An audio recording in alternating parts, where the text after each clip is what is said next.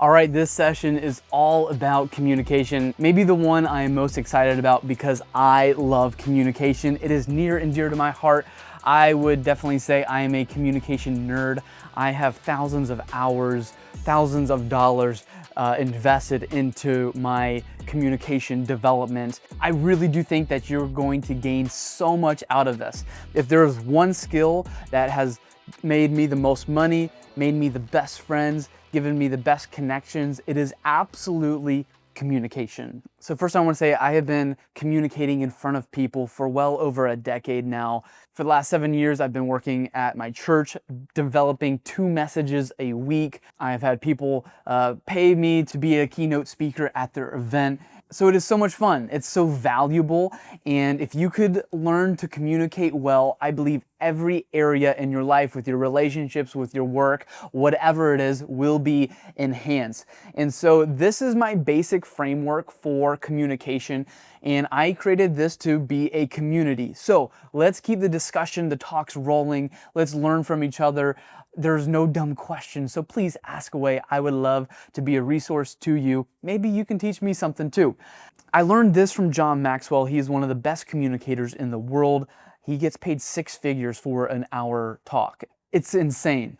So that's where a lot of communication education has come in my life, is from John Maxwell. I have studied the world's best communicators, of what they do, how they do it. So in your message, you got to make sure you entertain, educate, connect, and call to action.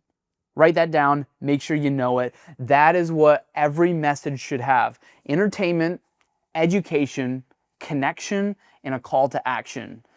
And so you're like, oh, do I have to be entertaining? Only if you want to get paid. If you want to get paid to communicate, if you want to do well, being entertaining is incredibly important. Now, now, especially in the church world, if that's where you're listening from, being entertaining doesn't mean watering down, the Bible. I think it actually makes it better and deeper. And that's where the education part comes in. In your message, you want to make sure it's substantial. People are learning something.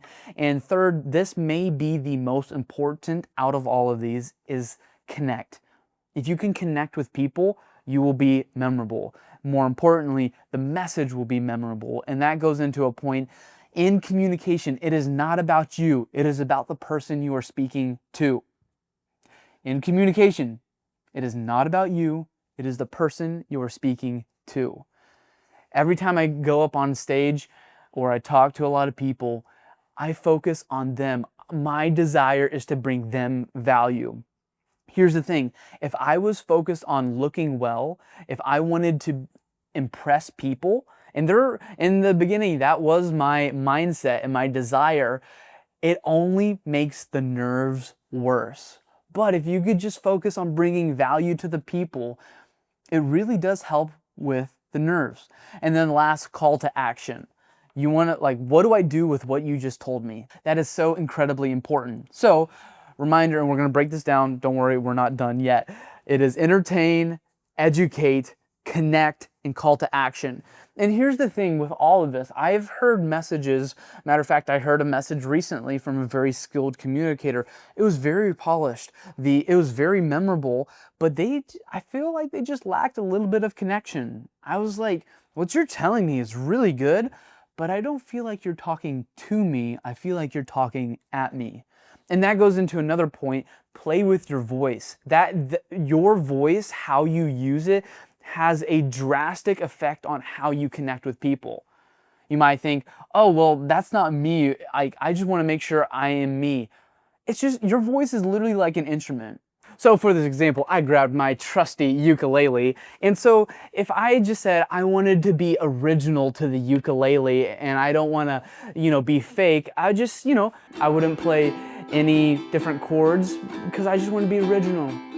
I just want to be how the ukulele is. And this leads to an incredibly important point.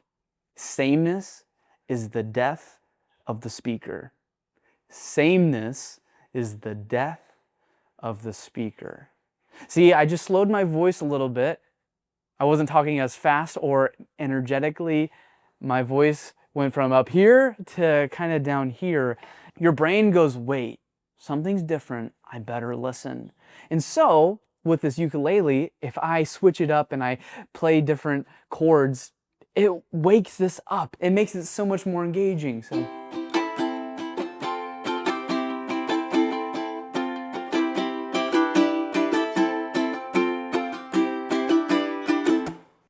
So, sameness is the death of the speaker. Remember that, incredibly important. So then you may just say, Mark, how do I play with my voice? Well, let me tell you, it is not the day of your message. Do not do it there. It is very dangerous and risky. This is so important, and this has helped my good messages go from great messages. It is practice, practice, practice. Literally in private, I'll grab something like my phone. I actually have a practice microphone, and I will go in my room, shut the door, and I will, if I'm using a handheld microphone, I practice like this. If I am using an ear microphone, I will practice with nothing in my hands. I will practice like it is the real thing. I will practice in front of my wife and my dogs. And I want to tell you, pretending like you're speaking to hundreds of people just to your wife, it's incredibly awkward, but she's a great sport. She helps me so much. And she's able to lovingly critique me. Sometimes it hurts my feelings, but I know it's for the best. And it goes such a long way. There will be times where I'm literally practicing my message out loud for hours.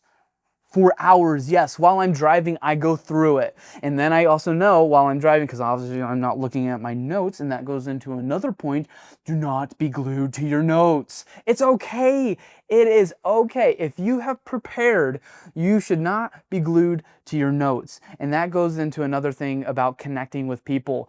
Whenever you have to read a lot, subconsciously people just zone out. So play with your voice in practicing. Whenever you really want something to stick, slow it up. Don't be afraid to pause. And that goes into my next point. Try to eliminate filler words. I used to struggle saying like and like this and like that. I said like all the time, or that's huge. Filler words often come when you don't know what you are saying. Don't worry, there have been times when I have gone up to speak and I forget my train of thought. A 1, 2, 3 second pause will do way more good than like, because you want to fill in the silence. Next thing, play with your cadence. This goes along with sameness is the death of the speaker, and play with your voice. Just like if you're trying to inspire people, you want to talk a little bit faster, a little bit up higher, but then if you really want people to listen, if it's a really serious point, you want to slow down. Don't be afraid to pause, because there's power in the pause. And that leads to my next point. Try to create an aha moment. Try to create an open-ended loop. If you ever use a prop, try to use that prop in the middle or to the end of your message, but make sure people are aware of it at the beginning. I have this one analogy in my messages with a bicycle wheel, and I have it right on the podium up front. So right at the beginning of my message, I'm like, hey, y'all may notice my mountain bike wheel, more on that later. And now there is an open loop in people's mind, and they are so fixed to my message because they're like, what is he gonna talk about this bicycle wheel? And I'm sure you are wondering what that analogy is. You'll just have to listen to one of my messages one day with this wheel. Sorry. And with creating aha moments, you want to build anticipation with your story. I think a lot of speakers, they just go to the punchline right away, and it's like, ooh, that was good, versus like, where is he going? Oh, that's it. That aha moment creates a memorable moment, a memorable message, and people will talk about it. I want to go back to your notes, and you're like, how do I get away from my notes? There's been a couple messages where I completely do it note-free, and it is definitely more challenging. You have to be much more intentional, and time is your friend in preparation. It is really difficult for me to do a no-note message if I'm preparing a week out, but if I just double that and do 2 weeks out my preparation, it is much easier for that message to be done by memory. And here's the thing, you will forget some stuff here and there, but if your mind, if your heart is prepared, if you're educated and competent with what you are talking about, you'll fill in the gaps plenty. And here's the thing, if you come up 5 minutes short, nobody's gonna be mad. There's not many people that'll be upset if a message gets done early. It is okay. So yeah, if you don't want to be glued to your notes, have as much preparation time as possible. 2, get it in your heart. I'm trying to get this into my heart, to know it, to love it, to believe in it.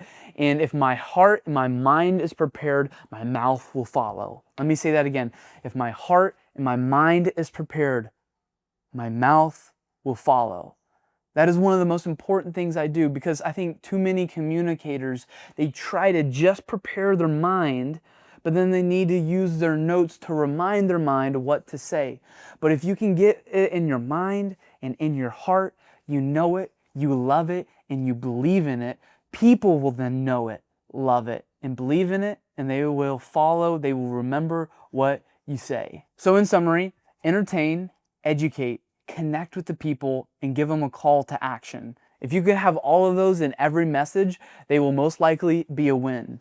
Don't be glued to your notes, so you need more time. I think 2 weeks is great if you have the ability. Prepare your heart, your mind, and your mouth will follow. Remember, there's power in the pause. A pause is much better than and like.